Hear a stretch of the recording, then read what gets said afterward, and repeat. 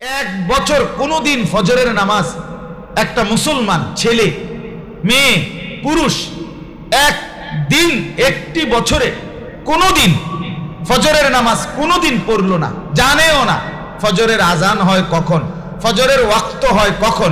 মুসলমান এত বড় গাদ্দার হইতে পারে না। এই অপদার্থকে মুসলমান বলে না, এটাকে মুসলমান বলে না। গুনাহ মুসলমানের লাগাতার হইতে পারে না।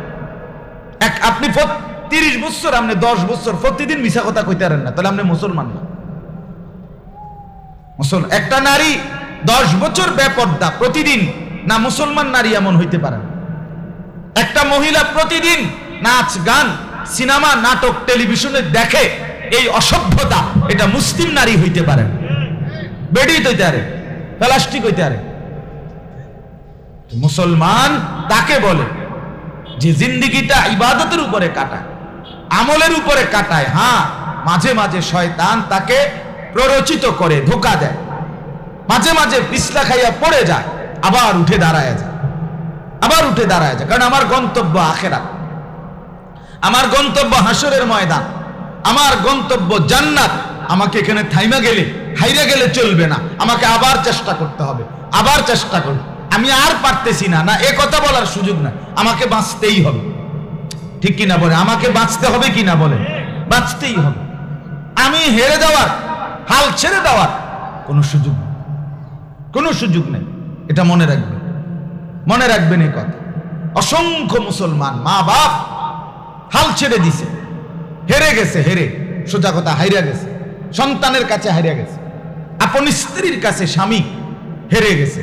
যে বেটা কাপুরুষের মতো তাকাইয়া দেখে, বেডি প্রত্যেক দিন বাজারে মার্কেটে যায়, আপনার বেপর্দা বেডি অটোর ড্রাইভারের লগেও কথা কয়, সিএনজি ড্রাইভারের লগেও কথা কয়, রাস্তার বেড়ইতের লগেও কথা কয়, দোকানদারের লগেও কথা কয়, আলগা মানুষের লগেও চাপ দিয়ে বইয়ালাম। মা বোন তো সবার ঘরে আছে না? এরকম বেদব মা বোন সবার ঘরে নাই। এরকম বেহায়া নারী যে বেড়ইতের লগে চাপ দিয়ে বইয়ালায়, এমন বেডি আমগো ঘরে নাই। আমগো ঘরে এরকম বেডি নাই। মা বোন সবার ঘরে আছে, মা বোন সবার ঘরে আছে, কিন্তু বেপর্দা সবার ঘরে নাই। কথা বলেন না কেন? বেহায়া নারী সবার ঘরে, মুমিনের ঘরে থাকার কথা না। জিন্দেগি স্বাভাবিক বানানো। মুসলমান মানেই ইবাদত, মুসলমান মানেই বন্দেগী। আল্লাহ আমাদেরকে বুঝার তৌফিক দান করে।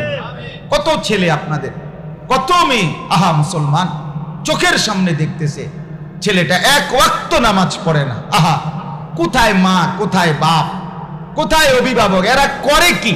কি এর সংসার করে, কিত্ত বাজার করে, কাল লাগে বাড়ি করে, কাল লাগে সোফা বানায়, আমি বুঝি না। হায় হায় রে বেটা, মুসলমান হইয়া ডাকাত, তোর পুতে নামাজ পড়ে না, মেয়ে নামাজ পড়ে না, বউ পর্দা করে না, তুই বেটা সংসার করো। কি সংসার করো বেটা? কিত্তা সংসার করো? কিসের সংসার করো তুমি? তুমি ব্যর্থ, তুমি কাপুরুষ, তুমি পরাজিত, তুমি হেরে গেছো। মোমেন হারে না, মোমেন হারে না। হোঁচট খায়, পিছলা খায়, আসার খাইতে পারে, আবার উঠবে, আবার উঠবে, আবার ঘুরে দাঁড়াবে। এটার নাম হলো মোমেন। রাসূলুল্লাহ সাল্লাল্লাহু আলাইহি ওয়াসাল্লাম বলেন, মা আসররা মান ইস্তাগফারা। কোন ব্যক্তি যদি গুনাহ হয়ে যাওয়ার পর তওবা করে, গুনাহ ছেড়ে দেয়, আবার ঘুরে দাঁড়ায়, এবারে যদি সে 70 বারও গুনাহ করে, আবার তওবা করে, আবার সিদ্ধান্ত না আর করব না, আল্লাহর নবী বলেন এই ব্যক্তি লাগাতার গুনাহগার হইতে পারে না, বরং নেককারী থেকে যায়। সে নবীজি কি বলে এটা যাচাই বাছাই করার জন্য তার গোত্রের 2 জন লোককে প্রতিনিধি হিসাবে মক্কায় পাঠাইছিল। পাঠাইয়া বলছিল, তোমরা মুহাম্মদকে গিয়ে ওই লোককে 2টা প্রশ্ন করবা, আর সেই উত্তরে যা বলে আমাকে আইসা শোনাবা। তো ওই 2 লোক এসে নবী সাল্লাল্লাহু আলাইহি ওয়াসাল্লামের কাছে জিজ্ঞেস করলেন, এই আকসাম ইবনে সাইফির পক্ষ থেকে, ওই সর্দারের নাম। তারা প্রশ্ন করছে নবীজিকে 2টা। এক হলো মান আনতা, 2 হলো অমা আনতা, আপনি কে আর আপনি কি। এই কথাই আপনি কে এবং আপনি কি। যেমন আমি বললাম, আপনি আমার জিজ্ঞাইলেন আপনি কে, আমি আনিসুর রহমান আশরাফ। আপনি কি, আমি একজন হুজুর। আমি একজন কি হুজুর, বা আমি আপনাদের ইমাম সাহেব, বা আমি আজকে আপনাদের মাহফিলের বক্তা। এই তাহলে আমি কি এটাও বুঝলেন, আমি কে এটাও বুঝলেন। তো রাসূলুল্লাহ সাল্লাল্লাহু আলাইহি ওয়াসাল্লাম ওনাকে প্রশ্ন করছে, মান আনতা, আপনি কে? নবীজি বললেন, মুহাম্মদ ইবনু আব্দুল্লাহ, আব্দুল্লাহর ছেলে মুহাম্মদ। খালাস। আপনি কি? মা আনতা, নবীজি বললেন, আব্দুল্লাহি ওয়া রাসূল, আমি আল্লাহর বান্দা এবং আল্লাহর রাসূল। খালাস, শেষ কথা। এর দূরে আন্তর্জাতিক খ্যাতি সম্পন্ন মুফাসসিরে কোরআন, বিশিষ্ট ইসলামী চিন্তাবিদ, যে দাউদকান্দি ব্রিজ, এরপরে যমুনা ব্রিজ, বুঝলেন, চালের বস্তা, আটার বস্তা, এগুলা হ্যাঁ ধোকা, এগুলা তামাশা, এগুলা এক ধরনের তামাশা, ফালতু। বলো না আর কি, মনের একটা সান্ত্বনার গেছে। কইছি হুজুরের একবার, হুজুর এক জায়গায় টাইটেল গেছে গা ক্যান্টনমেন্ট ফার হইয়া, হুজুর হইয়া গেছে তখনও কোর ফাই। কথা বুঝছেন না? টাইটেল কইতে কইতে বেড়া গেছে গা ক্যান্টনমেন্ট। এখন গিয়া ক্যান্টনমেন্ট থেকে আবার কোনো লোক যদি হুজুরের নাম শুনতে যায় তো বেটা লগে লগে দৌড়াইতে হইব, কারণ মেইন নাম তো আইসে না। আর যদি সিএনজি হয় তা তো এটা জোরে চলে না, তো টাইটেল কইতে কইতে তো এটা কই গেছে গা, ক্যান্টনমেন্ট গেছে গা। এখন এই এলাকার মানুষে তার হুজুরের নামটা শুনলো না। তে এত কিছু বলে নাই নবীজি। নবীজি বললেন, আমার দুই উত্তর, আমি আব্দুল্লাহর ছেলে মুহাম্মদ, আর কি আমি আল্লাহর বান্দা এবং আল্লাহর রাসূল। খালাস। এবার নবীজি বললেন, তোমাদের নেতার জন্য আমি আমার পক্ষ থেকে, আমার আল্লাহর পক্ষ থেকে নাজিলকৃত এই কিছুক্ষণ পূর্বের একটি আয়াত তোমাদেরকে শোনাচ্ছি, তোমরা মুখস্থ করে তোমাদের নেতার কাছে গিয়ে শুনাইও যে আমি যেই দ্বীনের দাওয়াত দেই সেই দ্বীনের বক্তব্য এরকম। এই কথা বলে নবী সাল্লাল্লাহু আলাইহি ওয়াসাল্লাম এই দুইজন লোককে এই 90 নাম্বার আয়াতটা শিখায় দিছে, যে এইটা গিয়ে কইবা, তোমরা নেতারে শুনাইবা যে আমি যেই আল্লাহর কথা বলি তিনি এই আয়াত নাজিল করছেন, এই কথা বলছেন। তখন এই দুইজন প্রতিনিধি গিয়ে যখন সেখানে বলছে, আকসাম ইবনে সাইফি, আরবের বিখ্যাত সর্দার, তার কাছে সে এই একটি আয়াত শুনছে, শুধু এই একটি আয়াত শুনেই সাথে সাথে দাঁড়িয়ে বলছে যে আল্লাহর কসম, এই কথাগুলো যার উপরে নাজিল হয়েছে সে নিশ্চিত সত্য নবী, আমি তার কালেমা গ্রহণ করলাম। তখন আকসাম ইবনে সাইফি কালেমা গ্রহণ করলেন এবং ওনার সাথে, ওই ছেলে, এই এখানে বইয়ে মোবাইল টিপো না, বেরো এখান থেকে বেটা, বাহিরে গিয়ে মোবাইল টিপো, দাঁড়ায়ও না, এখানে দাঁড়ায়ও না, এখানে বসলে বসো, নাইলে পিছনে দাও। কামখেয়ালি মানুষ, কি দরকার শোনার? তামাশা করতে আসছে। চলেন ভাই, গাফেলকে বলতে নাই, গাফেল অমনোযোগীকে বলতে নাই, কোনো লাভ হয় না। কথা বুঝছেন কিনা? সে তার দিমাগ, তার অহংকার, তার মাতবুরি, তার কামখেয়ালি, তার তামাশা, তার মনের চাহিদা, এটাকেই মনে করে জিন্দিগি। এই জিন্দিগি এক ধরনের জন্তু জানোয়ারের জিন্দিগি। কথা বুঝছি? কোরআনের আয়াত, কোরআনের আয়াত। আল্লাহ তাআলা বলছেন নবীজি, খামখেয়ালি মানুষ যে মনোযোগ দেয় আল্লাহ তাকে বরকত দেয়, আল্লাহ তাকে বরকত দেয়। এটা নিয়ম, সর্বযুগেই নিয়ম। পরিবর্তনের জন্য আন্তরিকতা থাকতে হয়, আগ্রহ থাকতে হয়। এই যে একটা মাত্র আয়াত শুনছেন, এত বড় গোত্রের সর্দার কালেমা পড়ে মুসলমান হয়েছে, মানে মনোযোগ দিয়ে শুনছে, এক লাইন কলিজা লাগছে, জিন্দিগি বদলে গেছে। কোরআনের অসংখ্য আয়াত আছে, একটি আয়াত শুনেই অগণিত মানুষ কালেমাওয়ালা মুসলমান হয়েছে। অথচ দুর্ভাগ্য মুসলমান বছরের পর বছর আল্লাহর কোরআন শুনে কিন্তু জিন্দিগি বদলায়, যে যেমন আছে এমনই থেকে যায়। এটা উচিত না। একজন মুসলমান লাগাতার গুনাহ করতে পারে না, গুনাহ হবে, গুনাহ হবে, ভুল হবে, অ্যাক্সিডেন্ট হবে। গুনাহ মানে অ্যাক্সিডেন্ট। অ্যাক্সিডেন্ট করে ইচ্ছা করে কেউ করে না, অ্যাক্সিডেন্ট কেউ প্রতিদিন করে না, ঠিক কি না বলেন?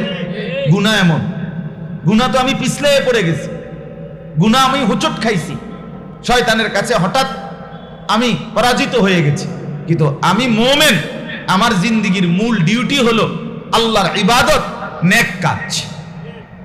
মাঝে মধ্যে হোঁচট খাইতেই পারে, কিন্তু গুনাহকে লাগাতার বানায়া নেওয়া, 30 বছর ধরে প্রতিদিন ওজনে কম দেয়, 10 বছর ধরে প্রতিদিন ঘরে বউ বাচ্চা রঙিন টেলিভিশন নাচ গান দেখতেছে এক তালে, 1 বছর কোনোদিন ফজরের নামাজ একটা মুসলমান ছেলে মেয়ে পুরুষ একদিন একটি বছরে কোনোদিন ফজরের নামাজ কোনোদিন পড়লো না, জানেও না ফজরের আজান হয় কখন, ফজরের ওয়াক্ত হয় কখন। মুসলমান এত বড় গাদ্দার হইতে পারে না। এই অপদার্থকে মুসলমান বলে না, এটাকে মুসলমান বলে না। গুনাহ মুসলমানের লাগাতার হইতে পারে না। আপনি 30 বছর, আপনি 10 বছর প্রতিদিন মিছা কথা কইতে পারেন না, তাহলে আপনি মুসলমান না। একটা নারী 10 বছর বেপর্দা প্রতিদিন, না মুসলমান নারী এমন হইতে পারে না। একটা মহিলা প্রতিদিন নাচ গান সিনেমা নাটক টেলিভিশনে দেখে, এই অসভ্যতা, এটা মুসলিম নারী হইতে পারে না। বেডি হইতে পারে, প্লাস্টিক হইতে পারে। মুসলমান তাকে বলে যে জিন্দেগিটা ইবাদতের উপরে কাটায়, আমলের উপরে কাটায়। হ্যাঁ, মাঝে মাঝে শয়তান তাকে প্ররোচিত করে, ধোঁকা দেয়, মাঝে মাঝে পিছলা খাইয়া পড়ে যায়, আবার উঠে দাঁড়ায় যায়, আবার উঠে দাঁড়ায় যায়। কারণ আমার গন্তব্য আখিরাত, আমার গন্তব্য হাসরের ময়দান, আমার গন্তব্য জান্নাত। আমাকে এখানে থাইমা গেলে, হাইরা গেলে চলবে না, আমাকে আবার চেষ্টা করতে হবে, আবার চেষ্টা করব। আমি আর পারতেছি না, না এ কথা বলার সুযোগ না, আমাকে বাঁচতেই হবে, ঠিক কিনা বলে? আমাকে বাঁচতে হবে কিনা বলে? বাঁচতেই হবে। আমি হেরে যাওয়ার, হাল ছেড়ে দেওয়ার কোনো সুযোগ নেই, কোনো সুযোগ নেই। এটা মনে রাখবেন, মনে রাখবেন এই কথা। অসংখ্য মুসলমান মা বাপ হাল ছেড়ে দিছে, হেরে গেছে, হেরে, সোজা কথা হাইরা গেছে, সন্তানের কাছে হারিয়ে গেছে, আপন স্ত্রীর কাছে স্বামী হেরে গেছে। যে বেটা কাপুরুষের মতো তাকাইয়া দেখে, বেডি প্রত্যেক দিন বাজারে মার্কেটে যায়, আপনার বেপর্দা বেডি অটোর ড্রাইভারের লগেও কথা কয়, সিএনজি ড্রাইভারের লগেও কথা কয়, রাস্তার বেড়ইতের লগেও কথা কয়, দোকানদারের লগেও কথা কয়, আলগা মানুষের লগেও কয়, সাপ দিয়ে বইয়ালাম। মা বোন তো সবার ঘরে আছে না? এরকম বেদব মা বোন সবার ঘরে নাই। এরকম বেহায়া নারী যে বেড়ইতের লগে সাপ দিয়ে বইয়ালায়, এমন বেডি আমগো ঘরে নাই, আমগো ঘরে এরকম বেডি নাই। মা বোন সবার ঘরে আছে, মা বোন সবার ঘরে আছে, কিন্তু বেপর্দা সবার ঘরে নাই। কথা বলেন না কেন? বেহায়া নারী সবার ঘরে, মুমিনের ঘরে থাকার কথা না। জিন্দেগি স্বাভাবিক বানানো। মুসলমান মানে ইবাদত, মুসলমান মানে বন্দেগী। আল্লাহ আমাদেরকে বুঝার তৌফিক দান করে। কত ছেলে আপনাদের, কত মেয়ে, আহা মুসলমান, চোখের সামনে দেখতেছে ছেলেটা 1 ওয়াক্ত নামাজ পড়ে না। আহা, কোথায় মা, কোথায় বাপ, কোথায় অভিভাবক? এরা করে কি? কি এর সংসার করে, কিত্ত বাজার করে, কাল লাগে বাড়ি করে, কাল লাগে সোফা বানায়, আমি বুঝি না। হায় হায় রে বেটা, মুসলমান হইয়া ডাকাত, তোর পুতে নামাজ পড়ে না, মেয়ে নামাজ পড়ে না, বউ পর্দা করে না, তুই বেটা সংসার করো। কি এর সংসার করো বেটা? কিত্তা সংসার করো? কিসের সংসার করো তুমি? তুমি ব্যর্থ, তুমি কাপুরুষ, তুমি পরাজিত, তুমি হেরে গেছো। মুমিন হারে না, মুমিন হারে না। হোঁচট খায়, পিছলা খায়, আসার খাইতে পারে, আবার উঠবে, আবার উঠবে, আবার ঘুরে দাঁড়াবে। এটার নাম হলো মুমিন। রাসূলুল্লাহ সাল্লাল্লাহু আলাইহি ওয়াসাল্লাম বলেন, মা আসররা মান ইস্তাগফারা, কোন ব্যক্তি যদি গুনাহ হয়ে যাওয়ার পর তওবা করে গুনাহ ছেড়ে দেয়, আবার ঘুরে দাঁড়ায়, এবারে যদি সে 70 বারও গুনাহ করে, আবার তওবা করে, আবার সিদ্ধান্ত না আর করব না, আল্লাহর নবী বলেন এই ব্যক্তি লাগাতার গুনাহগার হইতে পারে না, বরং নেককারী থেকে যায়। কিন্তু অহংকারী, কোনো পাত্তাই দিলাম না। কি এর নামাজ, কি এর আজান, কি এর হুজুর, কিসের ওয়াজ, ইতান দিয়ে আমার দরকার হলো বুট খান, বাদাম খাওন, চিপস খাওন, চটপুড়ি খাওন, কতক্ষণ টুটো করে আটন, আমি আইসি দুনিয়া মোবাইল টিপতাম, বোঝেন নাই কথা। খালাস খালাস জিন্দিগি। এই জিন্দিগি মুমিনের জিন্দিগি, সুস্থ স্বাভাবিক মানুষের জীবন না বন্ধু। যে জীবনে কোনো টার্গেট নাই, যে জীবনে কোনো গন্তব্য নাই, যে জীবনে কোনো সুনির্দিষ্ট লক্ষ্য উদ্দেশ্য নাই, যে জীবনের মধ্যে কোনো পরিকল্পনা নাই, এটা তো জন্তু জানোয়ার হাইওয়ানের জিন্দিগি। এটা মুমিনের একটা টার্গেট আছে। আমার টার্গেট আছে, আমি আসরের নামাজ কোথায় পড়বো আমার একটা হিসাব আছে, আমি মাগরিবের নামাজ কোথায় গিয়ে পড়বো আমার একটা টার্গেট আছে, আমি এশার নামাজ কোথায় পড়বো আমার একটা টার্গেট আছে, আমার একটা গন্তব্য আছে যে আমাকে বাঁচতেই হবে, আমাকে কবরে যেতেই হবে, সেখানে প্রশ্নের মুখোমুখি হইতে হবে, আমার টার্গেট আছে আমাকে হাসরের ময়দানে দাঁড়াইতে হবে, আমার জিন্দিগির আমল নামা আমার হাতে নিতে হবে, মিজানের পাল্লায় আমার আমল ওজন হবে, আমাকে ফুলসিরাত পার হইতে হবে, জান্নাতে আমাকে যেতেই হবে, জাহান্নামে গেলে আমার কোনো উপায় থাকবে না। এরকম একটা সুনির্দিষ্ট টার্গেট নিয়ে জীবনটাকে যে সামনে নেয় তারে বলে মুসলমান, তারে বলে মুসলমান। পাঙ্গাস আর তেলাপিয়া, দুনিয়া তার কাঁচামরিচ, হ্যাঁ, দুন্দুল আর করলা, এ খায় আর গুমজায় আর হতে আর পেশাব পায়খানা করে, হ্যাঁ, আর যৌন চাহিদা পূরণ করে। এ তো হাইওয়ানের জিন্দিগি বেটা, তো মানুষের জিন্দিগি না, তো মুসলমানের জিন্দিগি না, মুমিনের জিন্দিগি না এটা। এজন্য মাওলানা মুফতি জুবায়ের ভাই বললেন, নিজেকেও সুন্দর করেন, সন্তানদেরকেও সুন্দর করেন, স্ত্রীকেও সুন্দর করেন, ঘরকে দ্বীনের উপরে তোলেন, তাইলেই সার্থকতা, তাইলেই কামিয়াবি, তাইলেই জীবনের কিছু করলেন। আল্লাহ তৌফিক দান করেন। চলেন তো আমি শুধু তর্জমাটা বলি, তাহলে আয়াতের অনেক ফজিলত। এই আয়াতটা একে তো এটা আল্লাহ তাআলার ওয়াজ। কার ওয়াজ? আল্লাহ। দুই হলো এটা এমন একটি আয়াত যে আয়াত শুনে একজন গোত্র প্রধান আরবের তার পুরা মহল্লাবাসী নিয়ে কালেমা পড়ে মুসলমান হয়ে গেছে। আরো অনেক, মক্কার একজন নেতা ওয়ালিদ ইবনে মুগীরা, সে একদিন এই রাসূলুল্লাহর জবানে এই আয়াত শুনে সে উঠে গিয়ে বলছে মক্কার কাফেরদের কাছে, ওয়াল্লাহি ইন্না ফীহি লাহালাবা, আল্লাহর কসম মুহাম্মাদের তেলাওয়াতকৃত ওই আয়াতের মধ্যে বড় মিষ্টি, বড় মধুরতা আছে, মধুরতা আছে।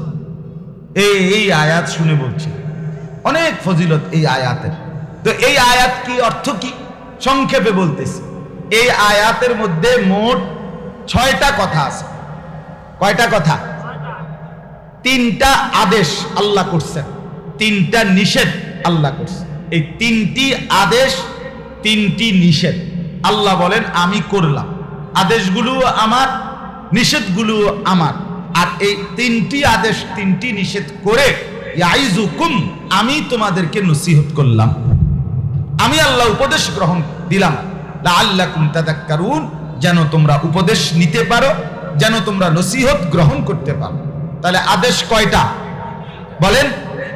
নিষেধ কয়টা? মোট কয়টা? করেছেন কে? আল্লাহ। আদেশ 3টা কি কি? 1 নাম্বার, ইন্নাল্লাহা ইয়া'মুরু বিল আদল। 1 নাম্বার, আল্লাহ তাআলা বলেন পুরা জিন্দেগি ন্যায়, সমতা, ইনসাফ জীবনের মধ্যে প্রতিষ্ঠিত করো। এটা হলো 1 নাম্বার আদেশ। আদল, আদল আরবিতে বলে আদল, অর্থ হলো সমতা, সমান করা, সমান করা। এই জন্য আদালতকে আদালত বলে। কেন বলে? অর্থাৎ বাদী এবং বিবাদীর কথা শুইনা ইনসাফের বিচার সমান করে দেয়। কথা বুঝছেন? মানে বাস্তবতা হলো এটা। এখন যদি দুর্নীতি করে সেটা হলো ভিন্ন কথা, কিন্তু বাস্তব দাবি হলো আদালতের যে বাদী এবং বিবাদী উভয় পক্ষের মধ্যে কি করে দেওয়া? সমান করে দেওয়া। এইটারে বলা হয় আদল। আদল। এই জন্য দাড়ি পাল্লাকে ইনসাফের চিহ্ন বলা হয়, প্রতীক বলা হয়। আদালতের, কোর্টের মধ্যে এটার চিহ্ন থাকে না, দাড়ি পাল্লা। অর্থ কি? 2 দিকে 2টা পাল্লি, এই 2 পাল্লির ওজন কি করে দেওয়া? সমান করে। তাহলে আল্লাহ বলেন 1 নাম্বার আমি তোমাদেরকে তোমাদের জীবনে ন্যায়, সমতা, ইনসাফ এটার আদেশ করলাম। ইনসাফ দুই ক্ষেত্রে, ন্যায় করতে হবে দুই ক্ষেত্রে, সমান রাখতে হবে দুই ক্ষেত্রে। এক নাম্বার, আল্লাহর যত হক আছে, ইবাদত, বন্দিগি, আদেশ নিষেধ, সেগুলো আল্লাহকে বুঝায় দেওয়া, এটা একটা ন্যায়, একটা সমতা। আমার সাথে আল্লাহ, আল্লাহর সাথে আমি, তিনি আমার কাছে যা চান আমি তা বুঝাইয়া দিলাম, তাহলে আল্লাহর হককে আমি সমান করে দিলাম। দুই, আমার সাথে যত মাখলুক, আল্লাহকে বাদ দিয়ে যত মাখলুক আছে, মানুষ, এরপরে আল্লাহর চতুর্দিকের এই সৃষ্টিরাজি, প্রত্যেকের সাথে আমার সম্পর্ক কি, অর্থাৎ মা আমার কাছে কি হক পায়, বাবা আমার কাছে কি হক, সন্তান তার হক কি, ওস্তাদ তার হক কি, গ্রামবাসী তার হক কি, চাচা জেঠা আত্মীয় স্বজন তাদের হক কি, প্রতিবেশী তাদের হক কি, চতুষ্পদ জন্তু জানোয়ার এগুলোর হক কি, গৃহপালিত প্রাণী এটার হক কি, গাছপালা তরুলতা এটার হক কি। আমার সাথে প্রত্যেকের একটা সম্পর্ক আছে। 18,000 মাখলুকাতের একটা কি আছে, সম্পর্ক আছে আমার। এই আমার থেকে যে যা প্রাপ্য, এই সৃষ্টি প্রত্যেককে তার প্রাপ্য বুঝাইয়া দেওয়া, এটা ইনসাফ, এটা সমতা। আল্লাহ বলে এটা আমি আদেশ করলাম, এটা তোমাকে করতেই হবে। আল্লাহর সাথে, রাসূলুল্লাহর সাথে আমার যা সম্পর্ক তাও ঠিক রাখতে হবে, গোটা পৃথিবীর সাথে আমার যেই সম্পর্ক তাও ঠিক রাখতে হবে। আল্লাহ বলেন এটা আমার আদেশ। তাহলে দেখেন তো, এই এক কথার মধ্যে তো পুরো ইসলাম, ঠিক না? আল্লাহর হক আল্লাহকে দাও, বান্দার হক বান্দাকে দাও, বান্দাকে দাও। দুই নাম্বার, ওয়াল ইহসান। দুই নাম্বার, আল্লাহ বলেন আমি আদেশ করলাম জীবনের সব ক্ষেত্রে অন্যের প্রতি অনুগ্রহ করো। কি করো? দয়া, ইহসান, অনুগ্রহ করো। তোমার দ্বারা যেন কেউ জুলুমের শিকার না হয়, বরং তোমার দ্বারা যেন প্রত্যেকেই অনুগ্রহ প্রাপ্ত। ওয়া আহসিন কামা আহসানাল্লাহু ইলাইকা। কোরআনে আল্লাহ বলেন আমি যেমন তোমার উপরে অনুগ্রহ করলাম, বান্দা তুমি এবার অন্যদের উপরে অনুগ্রহ করো। এই যে দুই নাম্বার হলো ইহসান। আরো অনেক ব্যাখ্যা আছে, আমি সময় নাই দেখে বলতেছি। তিন নাম্বার, ওয়া ইতাইজিল কুরবা। আল্লাহ বলেন তিন নাম্বার হুকুম হইল আত্মীয় স্বজনের সাথে, আত্মীয় স্বজনের সাথে তাদের হক দিয়ে দেওয়া। তোমার যত আত্মীয়, চাচা, মামা, ফুফা, খালু, দাদা, নানা, মামা ইত্যাদি, চাচাতো ভাই, জ্যাঠাতো ভাই, আপন ভাই, ভাতিজা, ভাগিনা, কতজনের কত হক, এগুলো দিয়ে দেওয়া। আল্লাহ বলে এটা আমার আদেশ, এটা আমার আদেশ। একটা বিগত জায়গা তুমি দিচ্ছ না আজকে 30 বছর ধরে তোমার চাচাতো ভাইয়ের পাওনা, তুমি জানো, কিন্তু তুমি মিথ্যা বলতেছো, নয়সই করতে আসো। মনে রাখেন, খোদার কসম, রাসূলুল্লাহ বলেন যে ব্যক্তি অন্যায় ভাবে কারো এক বিগত জমি দখল করলো, রাসূলুল্লাহ বলেন 7 তবক জমিনের নিচের মাটি কিয়ামতের দিন পুরাটা তার কাঁধে তুলে দেওয়া হবে। এটা বুখারীর রওয়ায়াত, বুখারী শরীফের হাদিস।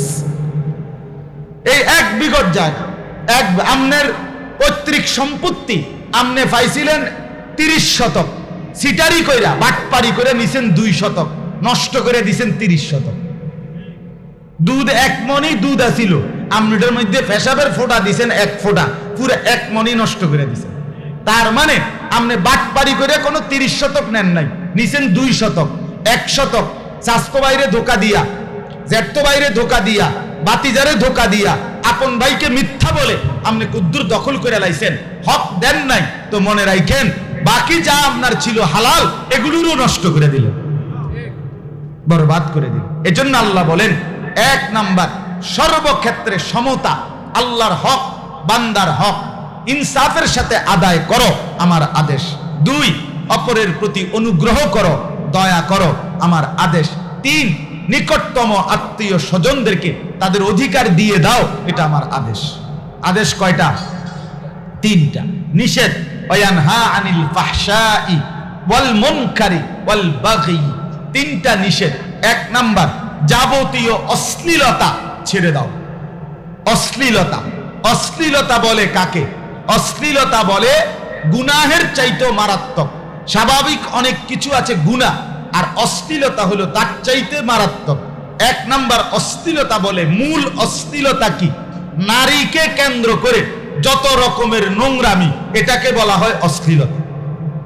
কোন নারী হালাল না, এই নারী আমার স্ত্রী, এটা তো হালাল, এটা তো হালাল, কিন্তু স্ত্রী না, বৈধ না, এরকম ভিন নারী মোবাইলে হোক, টেলিভিশনে হোক, আর বাস্তবতা সরাসরি হোক, তাকে দেখা, তার সাথে কথা বলা, তার হাত ছুঁয়ে দেওয়া, তার গান শোনা, তার নাচ দেখা, জিনা ব্যভিচারের উলঙ্গ দৃশ্য দেখা, নাটক দেখা, সিনেমা দেখা, নর্তকীর নাচ দেখা, উলঙ্গ ছবি দেখা, হারাম প্রেম করা, একসাথে চলাফেরা করা, একসাথে হাঁটা চলা করা, বিনোদন পার্ক, রেস্তোরাঁ অথবা একান্ত জায়গায় একাকী কোনো নারীর সাথে উঠা বসা করা, এরকম সব কিছু নারীকে কেন্দ্র করে, মহিলাকে কেন্দ্র করে পরকীয়া প্রেম করা, অবৈধ সম্পর্ক করা, এগুলো সব হারাম, অশ্লীলতা, নিকৃষ্ট এবং জঘন্য, কুকুর বিড়ালের চাইতে নিকৃষ্ট কাজ। ওয়ালা তাকরাবুজ জিনা ইন্নাহু কানা ফাহিশা ওয়া সাআ সাবিলা। আল্লাহ বলে জিনা ব্যভিচারের কাছেও যেও না, এটা বড় অশ্লীলতা এবং একেবারে নিকৃষ্ট রাস্তা, মন্দ পথ। তাইলে এক নিষেধ হইল যাবতীয় অশ্লীলতা। আজ অসংখ্য যুবক আমাদের মুসলমানের এই এক বেহায়াপনার মধ্যে জিন্দেগি শেষ। জিন্দেগি এক মোবাইল আর ছেলেটা, খালাস জিন্দেগি। এই রাত ভর দিন ভর উলঙ্গ ছবি, নাচ, গান, জিনা, ব্যভিচারের দৃশ্য, সারা দিন সারা রাত। দুইটা গাল ভিতরে ঢুকা গেছে, চোখ ভিতরে ঢুকা গেছে, কোমরের মধ্যে আর হাড্ডি নাই, গোস্ত নাই কোমরের মধ্যে, প্যান্ট পরা যায় জানোয়ার, এরপরেও উলঙ্গ ছবি দেখা শেষ করে না। এমন নিকৃষ্ট জানোয়ার, চেহারা সুরতের মধ্যে মানুষের কোনো চিহ্ন নাই, দয়া মায়ার কোনো চিহ্ন নাই, নাচ গান, উলঙ্গ দৃশ্য, আর এই অশ্লীলতা করতে করতে জীবনও শেষ, যৌবনও শেষ, যৌন ক্ষমতাও শেষ, আখেরাতও শেষ, আখেরাতও শেষ, সব শেষ। শেষ পর্যন্ত ওই হার্বাল কোম্পানির ওষুধ খায়, বুঝেন না কথাটা? দেন না, হার্বাল কোম্পানি লাল পোস্টার লাগায়, হার্বাল কোম্পানি 30টা লাগায়, এক লগে জেন দিয়া লাগায় 30টার কমে লাগায়, জানে যে শেষ, সব খোয়াইয়া লাইছে, জীবন যৌবন সব। আসো এবার হার্বাল ওষুধ খাও, ফাইলের পর ফাইল কয়, কাবন হয় না। আল্লাহ মাফ করে দেন। অতএব অশ্লীলতা, অশ্লীলতা আল্লাহ নিষেধ করেছেন। নারীকে কেন্দ্র করে যে কোনো রকমের নাজায়েজ কাজ করা যাবে না। কোন নারী, মনে রাখবেন, কোন মেয়ে, কোন মহিলা, কোন স্ত্রী, কোন নারী, সে যদি নষ্ট হয়, চরিত্রহীন হয়, বেপর্দা হয়, বেহায়া হয়, কোন নারীর যদি মূল পুঁজি তার লজ্জা, নারী বলে কাকে? লজ্জা করে যে, আড়ালে থাকে যে, লুকিয়ে থাকে যে, গোপন রাখে যে, তাকেই বলে নারী। সেই নারী যখন নির্লজ্জ হয়, বেহায়া হয়, বেপর্দা হয়, অসভ্য হয়, তো এইটা বিরানি ফচ্চা যেরকম দুর্গন্ধ হয়, তার চাইতে নিকৃষ্ট হয়। এজন্য কোন মেয়ে নষ্ট হওয়া শুধু ওই নষ্ট না, পুরা দেশ, পুরা সমাজ, পুরা এলাকা শেষ করে দেয়, এটা গুরুত্বপূর্ণ। এজন্য নারীর চরিত্র, মেয়ের চরিত্র, মেয়ের আখলাক, মহিলার চরিত্র, মহিলার পড়ালেখার চাইতো দামি। মহিলার পড়ালেখা দরকার হইলে 2 লাইন কম হোক, কিন্তু তার আখলাক, তার সতীত্ব, তার ইজ্জত, তার সম্ভ্রম, তার পর্দা 100% রক্ষা হোক। যে নারীর ইজ্জত নাই, পর্দা নাই, সতীত্ব নাই, সম্ভ্রম নাই, খোদার কসম তার কিচ্ছু নাই, কিচ্ছু নাই, কিচ্ছু নাই, এটার কিচ্ছু। এই জন্য আল্লাহ বলছেন অশ্লীলতা নিষেধ করলাম। 2 নাম্বার ওয়াল মুনকার, সমস্ত গুনাহ। আমি আল্লাহ এবং আমার রাসূলের মাধ্যমে যত গুনার কথা বলেছি, যত হারাম, যত কবিরা গুনাহ, যত সগীরা গুনাহ, যত কুফর, যত শিরিক, যত গুনাহ নিষেধ করলাম, এগুলোর থেকে বিরত থাকো, এটা আমি নিষেধ করলাম। 3 নাম্বার ওয়াল বাগী, এই যেটা আমি একটু আগে বলছিলাম। 3 নাম্বার হলো সীমা লঙ্ঘন। একটা হলো গুনাহ করা, আরেকটা হলো গুনাহকে গুনাহ মনে না করে একেবারে স্বাভাবিক হাসতে হাসতে স্বাভাবিক মুডে সীমা লঙ্ঘন করছে। ওরা বিড়ি খায় একবারে 10 জনের সামনে বইয়া ঠ্যাঙ্গালগি দিয়া, মানে এটা জমিদার। জমিদার এটা যে গুনাহ, কে এর গুনাহ? কে গনে সমস্ত গুনাহ? এত বালা বালা গুনাহ বেটা গনার ধরি না। তুই আইসো এনে বিড়ি খানার গুনাহ টোয়াইতা। কথা বুঝছেন? দাড়ি কাটে, এটাকে স্বাভাবিক মনে করে সে, এটা কোনো কিছুই মনে করে। এটা সীমালঙ্ঘন, এটা সীমালঙ্ঘন। সুদের টাকা লেনদেন করছে অহরহ স্বাভাবিকভাবে, এটা শুধু গুনাহ না, এটা সীমালঙ্ঘন, এটা অহংকার, এটা গাদ্দার, এটা গাদ্দার। মসজিদে যখন নামাজ হয়, যে যুবক তোমরা এই যে কয়জন বসছো, তখন যারা তোমরা রাস্তার পাশে দাঁড়াইয়া বইয়া বইয়া মোবাইল টিফো, অথবা দাঁড়াইয়া মোবাইল টিফো, অথবা সমবয়সীদের সাথে আড্ডা দাও, তুমি শুধু পাপী না, তুমি গাদ্দার। তুমি গাদ্দার, মনে রাখো। তুমি গাদ্দার। ও চিরেই তোমার ফাসাদ লাথি অপেক্ষা করছে। ফেরেশতা একটা লাথি দিবে আর 1 লাথিতে জাহান্নামে ফেলে দিবে। তুমি তামসা মনে করো। বাদ দুগা খাওন আর হতন আর মানুষের বেডি সাউন্ড, এটা কোন একটা বিরাট কাম না, এটা খুব আশ্চর্য কোনো কাম না। বেডি আরেকজনের আপনি বইয়ে বইয়ে রং চাইতেন আছেন, হ্যাঁ, এটা কোনো বাহাদুরির কিছু না, এটা কোনো বিরাট কিচ্ছু না। এটা ব্যর্থতা, এটা পরাজয়, এটা নিজের অধপতন, এটা নিজের চরিত্রের নষ্ট হওয়া। শেষ 3টা কথা। তাইলে 3টা আদেশ, 3টা নিষেধ। আদেশ কি? সব আল্লাহর হক, বান্দার হক ইনসাফের সাথে আদায় করা। আর কি? অপরের প্রতি অনুগ্রহ করা। আর কি? আত্মীয় স্বজনকে তাদের অধিকার দিয়ে দেওয়া। নিষেধ কি? অশ্লীলতা, যাবতীয় গুনাহ এবং গুনাহের মধ্যে সীমা লঙ্ঘন। ইয়াইজুকুম লাআল্লাকুম তাযাক্কারুন। আল্লাহ তাআলা বলেন, আমি নসিহত করলাম যেন তোমরা উপদেশ নিতে পারো, নেক কাজ করতে পারো, গুনার কাজ ছাড়তে পারো। আল্লাহ তাআলা তৌফিক দেন, আল্লাহ তাআলা কবুল করেন। এই ইসলাহ দারুল উলুম মাদ্রাসা আল্লাহ তাআলা কবুল করেন। উপযুক্ত ছাত্র, শিক্ষক, এলাকাবাসী, উপযুক্ত সাথী, সঙ্গী, সহযোগী আল্লাহ মাদ্রাসার জন্য মিলায়া দেন। মাদ্রাসার সমস্ত ফিকিরকে আল্লাহ কবুল করেন। আল্লাহ তাআলা আমাদের জীবন সুন্দর করে দেন, আখলাক সুন্দর করে দেন। আসরের নামাজের পরে ইনশাআল্লাহ আবার যথারীতি বয়ান হবে। আমাদের বটগ্রামের হযরত, আমাদের মুরব্বী আল্লামা নুরুল হক সাহেব দামাত বারাকাতুহু হুজুর চলে আসছেন।